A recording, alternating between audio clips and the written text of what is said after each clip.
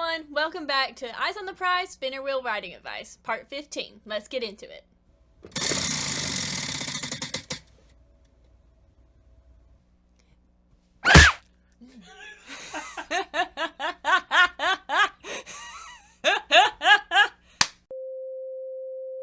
Okay, so your best beginning. The great part about writing is that it's highly individual, so no beginning of the story is going to be exactly the same. Though all beginnings have hooks, introductions to characters, their problems, and their world. And since there's no one formula for writing beginnings, your story could have multiple different versions of the opening scene that could still work. But how do you know that you have the best beginning? First of all, you have to know that when I say best, I mean most suitable. Because even though you can have multiple different versions that could work, there's only going to be maybe one that stands out above the rest, that's the most suitable for the story that you're writing. And finding that is based on many factors like genre, theme, style, the main character and their personality, settings, and key events. There are a lot of good ways you can potentially begin your story, but you're striving for the best way so that the readers will continue to invest in it. Also, you have to understand that the beginning, the opening scenes of your story, set the expectation and the anticipation for the rest of the book. So, in thinking of all the different ways you could start your book,